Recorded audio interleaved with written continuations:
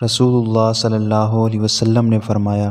مومن بھولا بھالا اور شریف ہوتا ہے اور فاجر دھوکہ باز اور کمینہ خصلت ہوتا ہے۔ نبی اکرم صلی اللہ علیہ وسلم نے فرمایا،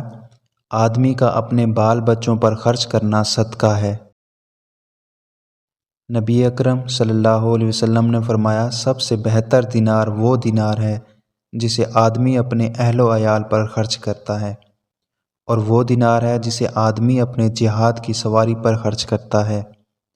اور وہ دینار ہے جسے آدمی اپنے مجاہد ساتھیوں پر خرچ کرتا ہے۔ ابو قلابہ کہتے ہیں، آپ نے بال بچوں کے نفقہ سے شروعات کی، پھر فرمایا، اس آدمی سے بڑا اجر و ثواب والا کون ہے جو اپنے چھوٹے بچوں پر خرچ کرتا ہے، جن کے ذریعہ اللہ تعالیٰ انہیں حرام چیزوں سے بچاتا ہے اور انہیں مالدار بناتا ہے۔ رسول اللہ صلی اللہ علیہ وسلم نے فرمایا، مہمان نوازی 3 دن تک ہے، اور مہمان کا عطیہ یعنی اس کے لیے پرتکلف کھانے کا انتظام کرنا 1 دن اور 1 رات تک ہے۔ اس کے بعد جو کچھ اس پر خرچ کیا جائے گا وہ صدقہ ہے۔ مہمان کے لیے جائز نہیں کہ میزبان کے پاس 3 دن کے بعد بھی ٹھہرا رہے، جس سے اپنے میزبان کو پریشانی و مشقت میں ڈال دیے۔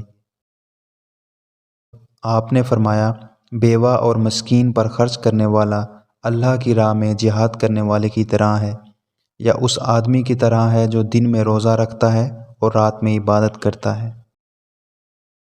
رسول اللہ صلی اللہ علیہ وسلم نے فرمایا،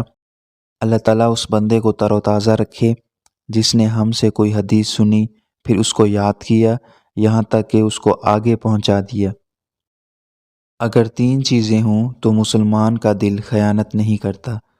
1 اللہ تعالیٰ کے لیے خلوص کے ساتھ عمل کرنا، 2 عمرہ کے بعد ہمدردی کرنا، اور 3 جماعت کو لازمی پکڑنا، کیونکہ مومنوں کی دعا ان کو پیچھے سے گھیر کر رکھتی ہے۔ نیز آپ صلی اللہ علیہ وسلم نے فرمایا، جس کی فکر اور غم آخرت ہو، اللہ تعالیٰ اس کا شیرازہ مجتمع کر دیتا ہے اور اس کے دل میں غنا رکھ دیتا ہے، اور دنیا ذلیل ہو کر اس کے پاس آتی ہے۔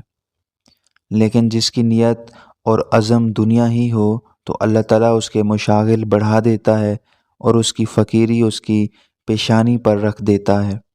اور دنیا بھی اس کو اتنی ہی ملتی ہے جتنی اس کے مقدر میں لکھی ہوتی ہے۔